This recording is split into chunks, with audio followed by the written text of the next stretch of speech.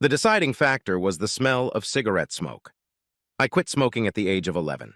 I had smoked 10 packs of my mom's cigarettes and was not feeling very well. My brother laughed at me, telling me I was doing it all wrong. Later that day, I talked to my favorite uncle, a sailor and smoker. "If you smoke, Tosh, you'll never have any money. I'd rather never start." He always called me Tosh. I think it was an affectionate name left over from his days in the Navy. I loved my uncle, and a brief conversation with him made me wonder why I even smoked. The reason was obvious. I wanted to be like the big boys, like my brother. I wanted to be accepted as one of my own. It didn't take long to realize that they wouldn't really be impressed. I would not be accepted because I was too young. Moreover, I realized that I didn't like the people I was trying to impress at all. So that was it. No more cigarettes. My resolve was slightly shaken when I started running after girls. I wanted to impress them with how macho I was. Hanging around the streets with a cigarette in my mouth seemed so cool. I hesitated until the coolest girl in school, Rebecca Davis, let me kiss her. Rebecca was a smoker and so cool. She hung out with guys my brother's age, and she let me kiss her. I was over the moon until I could taste it. Bleh, if smokers taste like that, I don't want any of it. I dumped Rebecca, looking very offended, and went on with my life as before. Not cool and not a smoker, I've always been considered a bit unsociable. Ever since I was bullied on the playground, I tried not to show emotion.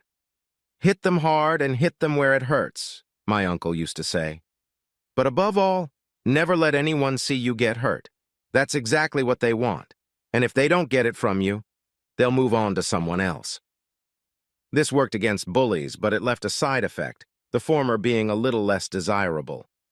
I was left with an inability to show emotion. As the years went by, I found myself a nice, non-smoking girl. Her name was Barbara, and we became instant friends. 18 months later, I proposed to her, and she accepted. That was 23 years ago. A lot of water has flowed under the bridge. We have 2 grown children, Henry, fresh out of university, and Zoe, who is nearing the end of her freshman year.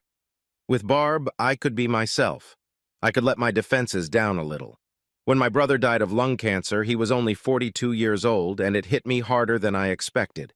For weeks after his death, when I was alone, I would suddenly find myself flooding with tears. Barb would always find me and hold me until I stopped crying. Not a day went by that I didn't tell her I loved her. Her friends would ask her what it was like to be married to an insensitive man like me. She always answered the same thing. "You don't know him. You see a cold, logical guy. I see a heartfelt man who would do anything for his family. He's angry like any man, he just doesn't yell and scream like some men. Frank is quiet and seems even calmer. If you don't know him, you'd never guess he's angry. We have become an empty nest, and I love it. Barb's libido seems to have increased, and we have become more adventurous. Even after all this time, my heart does somersaults when I look at her. I've always been proud to be seen with her, but when she started taking more care of her appearance, I was doubly excited. That's why I didn't notice right away. I figured it was just me getting horny and wanting her more and more. But the smell in our bedroom that Thursday night got me thinking, and I realized that it wasn't that I was getting more flirtatious, but that Barb was starting to push me away more often. Barb had never had much of a sense of smell, while mine had always been acute. She didn't notice anything, but I picked up everything. Some smells I loved, like Barb's scent when I lay next to her in bed. Other smells I hated. Most of all, I hated the smell of cigarette smoke. I hated the way it got into my clothes and hair and settled there. It was enough to spend an evening in the company of a smoker, and for days I could smell it on my clothes. So the odor here, in my own bedroom, caused me alarm. I asked Barb about it, but she didn't smell anything. She said I was imagining things. I probably would have believed her if I hadn't smelled it again the following Tuesday. I called Barb into the bedroom and asked her about it, but she again denied there was any odor. On Thursday, the room smelled like air freshener. This made me seriously suspicious. I went to the window and sniffed the curtains. It was cigarette smoke again. This was getting serious. Someone was smoking in my bedroom and Barb was trying to cover it up. There was only one conclusion. It took me 2 weeks to put one thing together, so 2 weeks later on Tuesday night, the confrontation happened. We both sat down to dinner, and Barb had just started chewing on a delicious piece of chicken when I asked her, "Who is he, Barb?" A sharp intake of breath caused her to pull the chicken down her throat and choke violently. I figured I'd have to try the Heimlich maneuver. She came to her senses and I brought her a glass of water. "Who is this who?" she asked, trying to bluff. "The man you let smoke in our bedroom, who is he?" "I have no idea what you're talking about. What are you accusing me of?" "I'm accusing you of inviting a man into our bedroom and letting him smoke. I know it's true. I can smell him." "You're crazy. All quiet and calm on the outside, and suddenly you're freaking out. You need to get your nose checked. There's no man smoking in here." I stopped eating and stood up. Looking down at her, I pointed to my plate. "That's actually fantastic chicken, by the way." I walked down the hallway to our bedroom, picked up a small round object, and walked back to the table. I walked to the corner of the living room that I was using as a study and came back with the laptop. I sat down and started eating again. "Really excellent, Barb. You should try some more. What you ate wasn't enough for a fly." "I've lost my appetite. What did you bring all this for?" After chewing another portion of chicken, I wiped my mouth with a napkin and picked up a round object. "This, my dear, is a Wi-Fi webcam. See the little antenna on the back? I left it in our bedroom tonight." I walked over to my laptop. "This, as you know, is my laptop, and I assume you know it supports Wi-Fi. It can connect to a webcam without wires. Today, it was running a program on it that turns on the camera recording whenever there is any movement. I wonder what it recorded this afternoon. Perhaps a man smoking in our bedroom, perhaps even sitting on our bed, perhaps my dear wife lying next to him. Come on, shall we take a look?" Barb reached over and closed the laptop. "No, I don't want to look at it. I don't. It's all true. There, I said it. Do you feel happy?" "Happy? You think I should be happy to know that my wife entertained another man in my bedroom and lay there while he smoked in our bed? No, I'm not happy. Now I'm going to ask you again. Who is he?" "I can't. I can't tell you. You'll want to hurt him, and if you do, you'll go to jail. I can't take that. I love you." "Barb, I promise I won't hurt him. So who is he? You promise, you really promise you won't hurt him?" "Barb, I gave you my word I wouldn't hurt him. Have I ever broken a promise?" She paused for a moment and thought, "No, you haven't." "All right, that's all right now. I repeat, who is he?" Her head lowered and she looked down at her feet. "His name is Richard Bryant. He's a college student." "I see, and you, as the head of student services, were just doing your job serving the students." "That's inappropriate and beneath you, Frank." "Okay, now all the cards are in the air. What are you going to do? Are you going to get a divorce so you can marry him?" "No, I don't love him. I love you. Don't leave me, Frank, please. Please don't leave me." "Then what? You'll give up on him?" "I'm not sure I can. I wish I could say yes, but I won't make promises I can't keep. Can't we just let things run their course? I know it's just a fling, and I know he'll get tired of me. He's only 20, for God's sake. Soon he'll want younger girls, and it'll be over." "And if I don't agree? Then I'll try to give him up, Frank, I really will. But the attraction to him is so strong. When he's with me, I feel so alive. I'm not sure I can do it, Frank." "Don't I make you feel alive?" "It's different with you, Frank. Being with you makes me feel loved. I'm so proud to be with you, but it's not the same. Please, Frank, please say you'll try. I really don't want to lose you. Can you try, Frank, please?" "I don't know. I'll think about it and tell you tomorrow." I got up and started putting the dishes away. "Are you serious, Frank? Are you really serious? You'll think about it?" "I just said that, didn't I? Now I'd better start moving my stuff into the spare room." "No, Frank, I don't want to do that. I really don't. Please don't move out." "I have to, Barb. I know how young men can be. He's going to spread his seed everywhere, and I certainly don't want to catch anything. I'll let you know tomorrow." I left Barb crying at the table and myself spent the rest of the evening taking all my things out of the master bedroom. The next night, Barb made beef stroganoff, my favorite dish, especially the way Barb made it. Again, she hardly touched her dish, only moved the food around on her plate. When I was done eating, she sat and stared at me until curiosity got the better of her. "So, have you decided yet?" "Yes, Barb, I have." "Well, don't keep me in suspense. What have you decided?" "It's going to end. It ends right here, right now. From this moment on, you will have nothing more to do with him. If he shows up in your office, you'll send someone else to deal with him. Is that clear, Barb? It's over, and you're staying with me, Frank. Will things ever be the same again?" Maybe, I don't know. It's never happened to me before, but yeah. Maybe I'll get over it eventually. Thanks, Frank. I'll try, I really will. You'll do more than try, Barb. If you want us to stay together, you can do it. God knows I love you more than anything in the world, but I won't let you humiliate me. Are you going to move back into our bedroom? Not yet. If I end up in bed with you, I won't be able to keep my hands off you. I think we should both get tested for STDs first. I'll make an appointment in the morning. I don't think there's anything to worry about. I'm sure he's clean. Nevertheless, we'll both get tested. Like I said, I know young men. I used to be one of them. If he's got you, he's probably poking someone else. Frank, do you have to be so rude? I'm just telling it like it is, Barb. And then, when we're both sure everything's okay, I'll think about moving in with you. Over the next month, things went well. Barb seemed to become more like her old self. She did everything she could to lure me back into the bedroom. She would change her clothes when she came home so that by the time I arrived, she was wearing short skirts or very tight jeans with a very thin blouse, usually without a bra. In the evening, she would sit on the couch next to me, hugging my arm, pressing it against her soft chest. At the end of the evening, she would look at me and say, "Well, I'm going to bed. Would you like to join me?" I even began to grow weak. I was determined to wait out the entire 3-month incubation period of HIV, but after only a month, I was no longer sure I could keep it up. I loved her like there was no tomorrow. I desired her constantly. I am not a religious person, but I prayed that she would stay away from him. Then my nose did it to me again.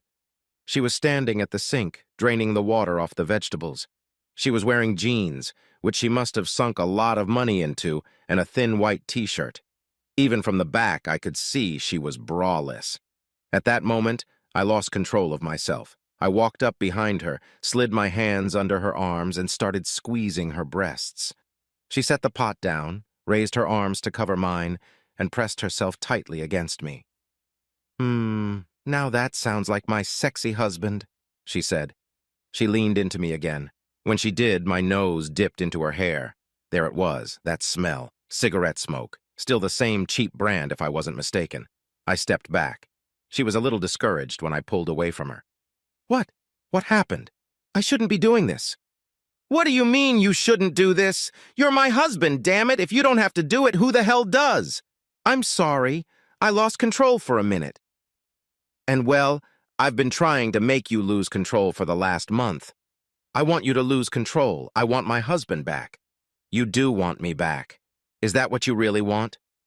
She looked into my eyes, searching for something to tell her what was going on. "Yes, that's what I want. I've been telling you that for the last month." "Are you sure?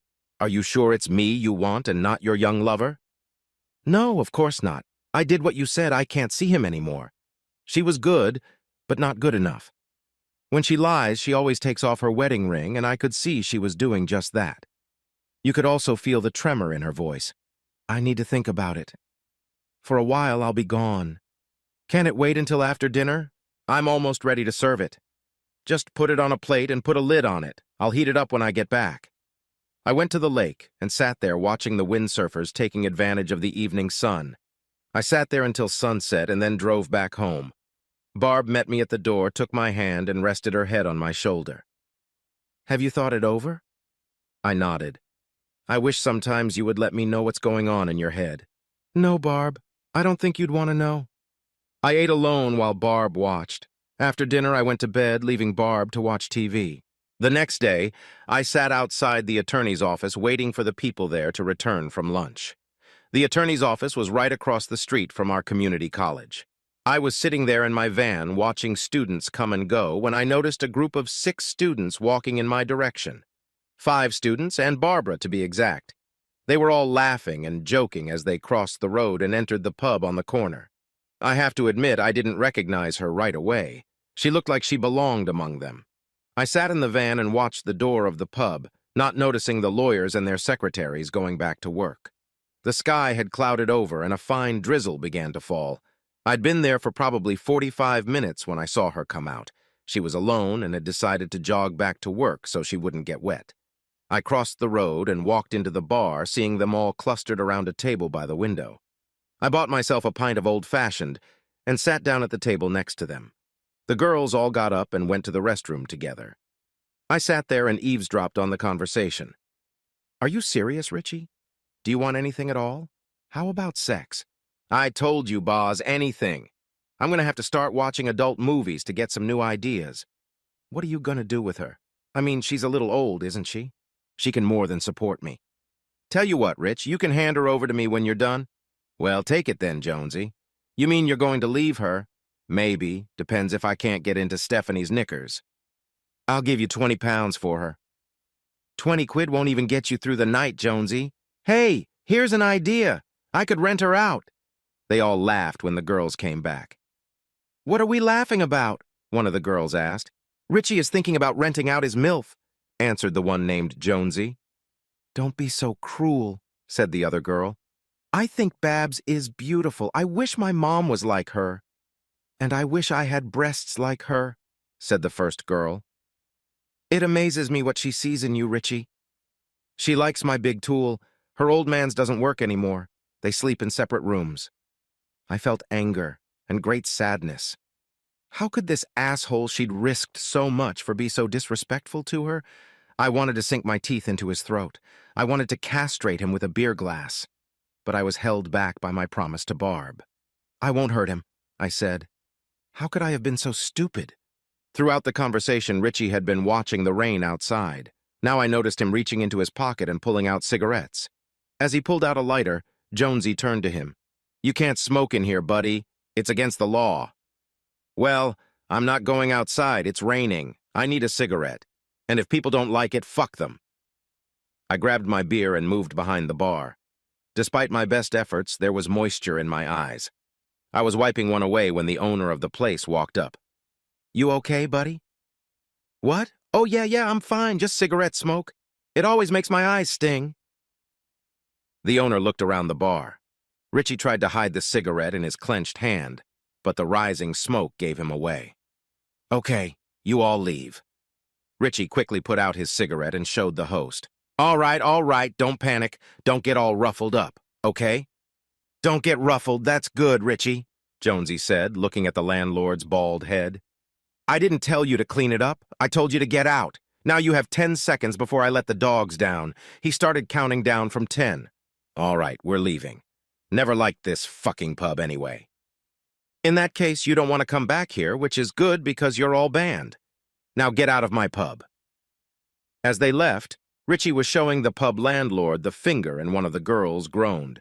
It's all your fault, Richie. Where are we going to go now?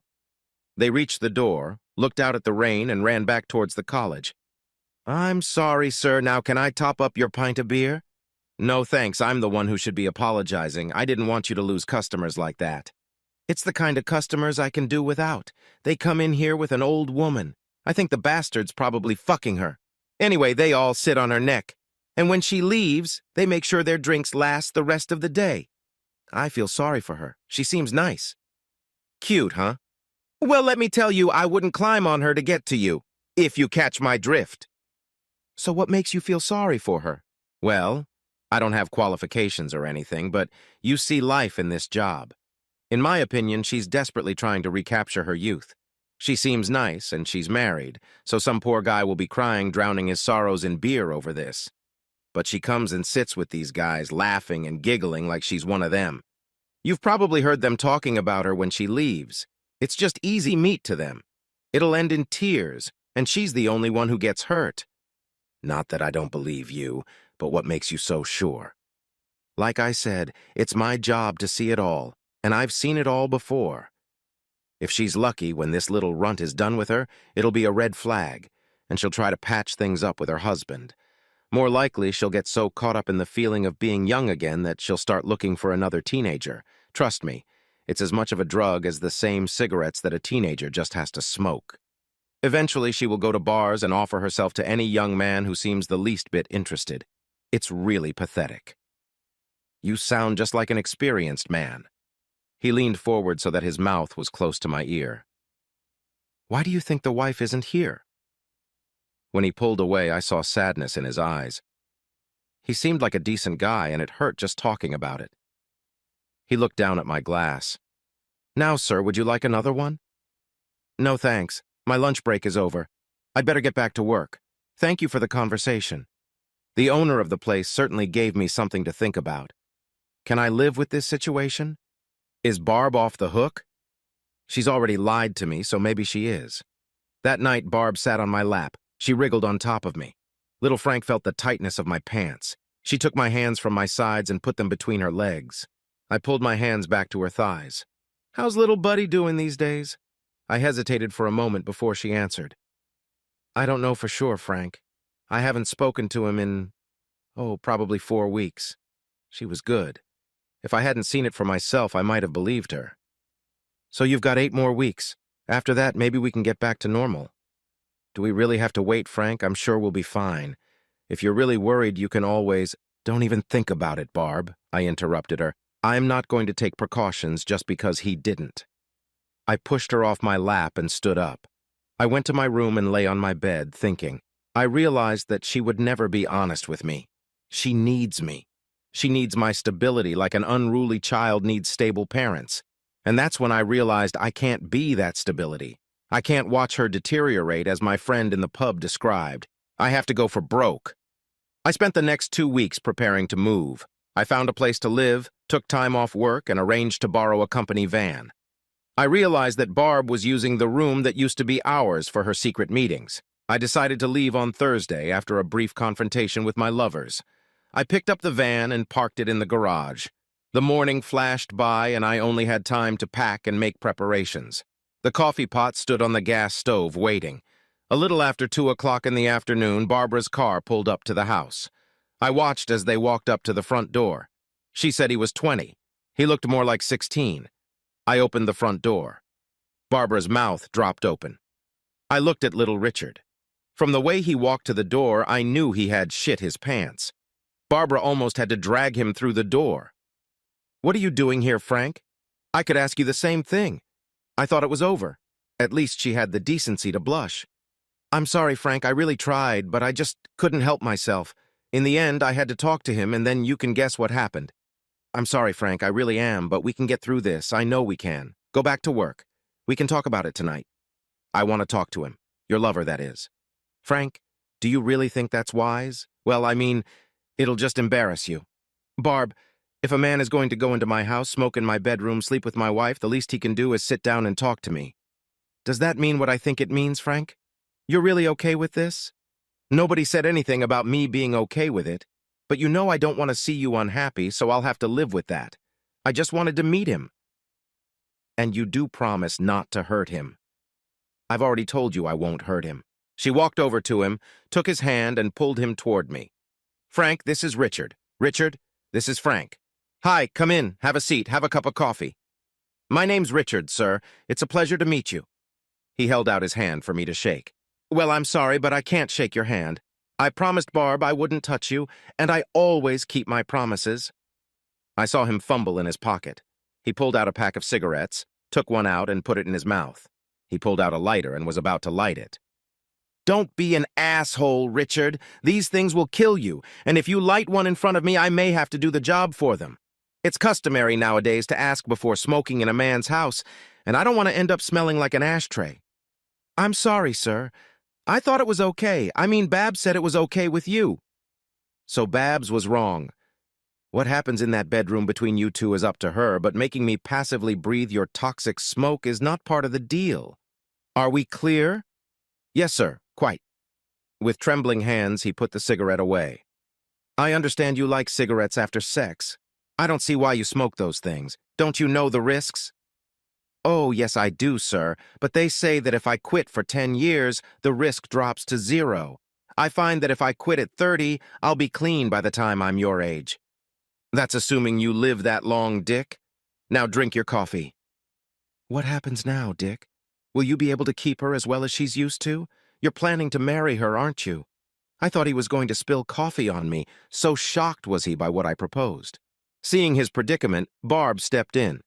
You know very well we haven't even discussed this. I am your wife and always will be. I see. So he's just a little friend on the side, huh, Barb? Stop it, Frank. Either get back to work or we're leaving. We'll talk about this tonight. I turned again to the young man sitting at the table. Well, Richard, I see Barb's starting to worry. Barb started fidgeting, shifting from foot to foot and kneading her hands. It reminded me of when my daughter was looking forward to her first dates. Maybe she's afraid of losing you, or maybe she's worried about losing her place in your little group. For the first time, I saw a hint of recognition in his eyes, as if I had just confirmed that we had met before, but he couldn't remember where. Nevertheless, it looks like I'd better get back to work and leave you lovebirds alone. I must say, sir, you're taking this very well. I don't think I could do the same. It's called love, son. I always swore I'd make Barb happy for the rest of her life, and that's exactly what I intend to do. Barb came over and put her arms around my neck. I really love you, you know. I didn't say anything back. Barb started tugging on the younger man's arm. He started to get up. Are we done yet, sir? Of course we are, I said. Go ahead and have fun. He stopped as Barb dragged him away. Sir, can I smoke a cigarette? If Barb doesn't mind, go ahead. The master bedroom was separated from the kitchen by a partition the thickness of one cinder block. I could hear them giggling as they undressed each other. I walked around, gathered the last of my belongings, carried them to the van and put them with the others, then went back into the house. I poured coffee over the flame on the gas stove and left. An hour later, all my stuff was in my new apartment, and I went grocery shopping. By the time I had everything unpacked and put everything in its place, it was almost 6. I turned on the TV just in time for the news headlines. A house in Kings North has been destroyed in a massive explosion tonight on Points West, the newscaster said. That caught my attention. I finished the national news and waited for the regional reports. The regional headlines read, and then I saw it. A street very similar to where I used to live. As the camera moved down the street, I saw 2 houses very similar to my neighbors' houses, and between them a pile of rubble on the site of my little bungalow. Thank God for insurance, I thought. A reporter stood in front of the camera and told her story. At about 3 o'clock this afternoon, the Kings North neighborhood was rocked by a massive explosion that shattered windows in houses all over the area. The owners of the house, Mr. and Mrs. Bigelow, are believed to have been in bed at the time. Both were pronounced dead at the scene. A fire department officer entered the frame, and the reporter jumped at the chance for an interview.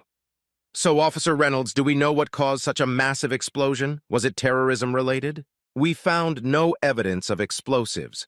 All indications are that it was an explosive buildup of gas. I'm afraid people don't treat it with the respect it deserves. Leave the gas tap open for a while, and all it takes is just the ignition source. Something as simple as turning on a light. Or lighting a cigarette, I thought. You can't tell us how the occupants died? We'll have to wait for an autopsy for that, but it looks like it was the explosion. The reporter finished her material on camera and I turned off the TV. I pulled out my laptop and turned it on. Barb's face looked up at me, and for the first time in years, I dissolved into tears. I stroked her face on the screen. I'm sorry, Barb. I couldn't let him do that to you. They say an addict has to hit rock bottom. I couldn't watch it happen to you. I'm sorry, Barb. I love you. I always will. Please forgive me. I sat like that for a little over 2 hours. The computer had already gone to sleep. I turned it back on, launched my browser, and found the phone number for the TV station's newsroom, then dialed the number. It took a while to talk to the secondary people before getting through to the ones who could make a decision. Hello, I said. You've just done a report from what's left of my house. Yes, the one on Exeter Road. My name is Frank Bigelow, and you've just told everyone I'm dead. But I have to tell you, I'm very much alive. I paused. And I don't smoke.